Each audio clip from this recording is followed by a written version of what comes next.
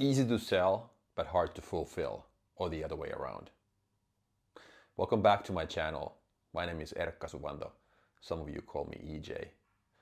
I'm the guy on social media who wants to build a legacy for his kids and pass on all the life and business lessons to each and every one of you. Let's today talk about sales and fulfillment and the relationship between the two.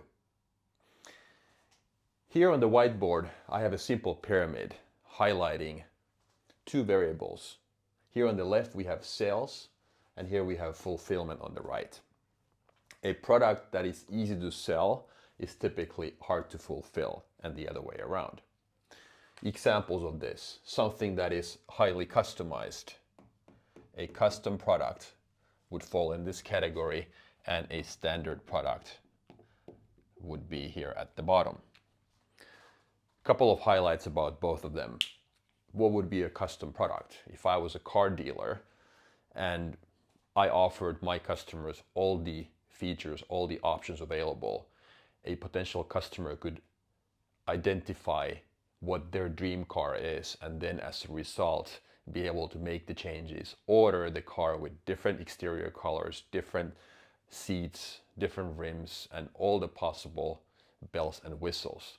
That would obviously be something that the salesperson would have easy time selling, but the factory or the people delivering and fulfilling the orders wouldn't necessarily be too happy about it, because it would result in variance, SKUs, and other complexity into the value chain. Whereas on the other hand, if I was the same car dealer and I only had black on black Toyota Corollas that I sold, obviously that would be very easy to fulfill from an order perspective, but not very easy to sell for the salesperson. So people would probably steer away to some degree from that dealership, because they would, obviously the ones who liked black on black Toyota Corollas, they would probably go there, but everybody else would have a hard time associating with that particular value proposition. Okay, this is not to say that one or the other is better than the other option. I'm just trying to highlight what is typical for both of them, and I'm going to offer a roadmap going forward how starting entrepreneurs should put together their offer as far as starting their first business. Typically people, when they start a business, they start here in the middle or at the bottom. Why? That's where everybody else plays. This is where the masses are. This is where the high volume is. But the problem is this: these starting entrepreneurs don't have the efficiencies, they don't have the scale and the volume and the capacity that will give them the cost advantage and benefit. And therefore they are always at a disadvantage compared to their established competition in the marketplace, the incumbents, so to say. And this is the so-called, what we have talked about, the more for less approach. More for less. Idea being that you look at the average on the marketplace, you offer a little more for a little less. And a very dangerous play for a starting entrepreneur who doesn't have the expertise and the scale like we talked about. My point is that we should do the other way around. We should start here at the top. If we now go to two-step approach here and look at the same triangle again, a little smaller picture this time, we could also call this top section here the done for you product or service. Done for you. This is the hold hands approach. When I'm starting, I don't have the volume benefit, but I have the expertise, assuming I know what I'm doing with my product or with my service. So this always results in lower volume, which is fine in our case, because again, we don't have that capacity. We don't have the expertise to play or compete against these established players who have been there in the marketplace for years, and they know how to handle efficiencies.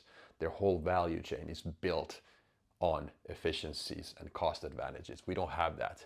Lower volume, that's fine. This usually also means higher price. slash value, and ultimately profit if we know what we are doing. Done for you, let's hold hands. What would be examples? Using the car example from the beginning, a dealership or a car manufacturer who has all the options available would fall in this category. So easy to sell, hard to fulfill. Yes, it's hard to fulfill, but since we have low volume, we can deal with that complexity. If I was trying to sell a house to two potential buyers, or that had two different products, one would be a low volume, highly customized version of the same floor plan, and the other one would be this black on black Toyota Corolla approach. Since I'm starting, I might sell only 8 units. I have a townhouse project or that single family home that I mentioned.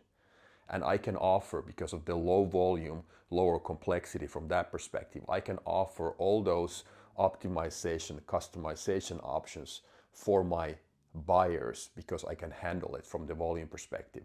And then, very important point, the buyer would see that highly customized option as their dream home and potentially be willing to pay a higher price, which in my case would result in higher revenue and ultimately higher profitability.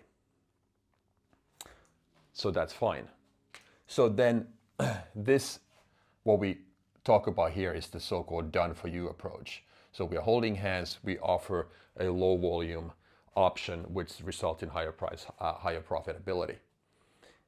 What would the other examples? If I was a business coach offering my services to other entrepreneurs, a holding hands type of approach would be that I would go and visit a starting entrepreneur. I could put together their whole starting strategy for the product line. I would be the one creating that. I would be the one putting together their advertising strategy or create their first ads for their social media content creation. That would be an example of holding hands done for you.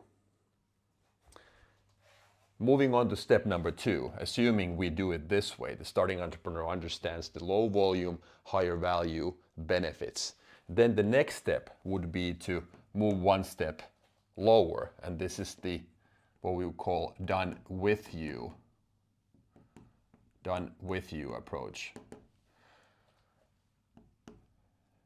So if we are holding hands here, then using the same terminology, hands not touching anymore, so to say, so done with you.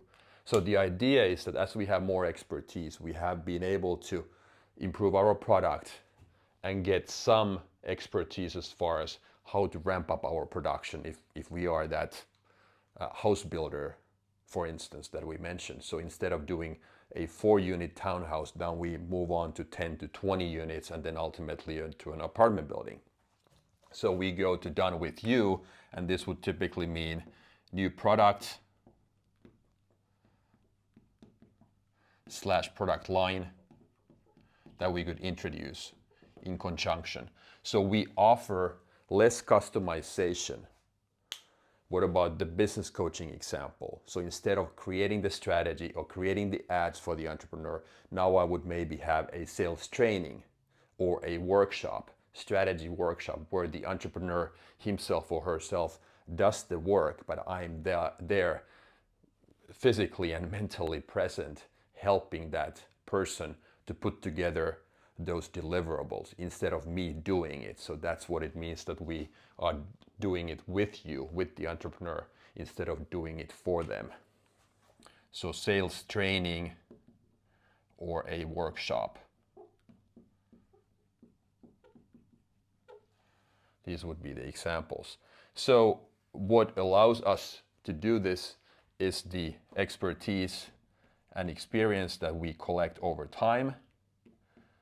Experience, and now we give ourselves a chance to move down in the pyramid and get those benefits of higher volume production or the scale that we were after in the beginning. So this would be a more profitable, safer approach for a starting entrepreneur with a product or with the service offering. So instead of competing with everybody at the bottom or in the middle, we start here where normally people don't start. And of course, this is all based on the fact that we have something unique we can offer, adding value to the buyer. That's what I had today, talking about the sales to fulfillment relationship and ratio, how both are important. It's not to say that a hard to fulfill, easy to sell product would be better than the other way around. That's not the point. There might be a better approach for somebody who's a small business owner just starting for the first time.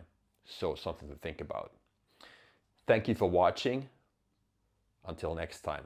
And if you liked the video, by the way, please hit the subscribe button and the like button too. Thank you.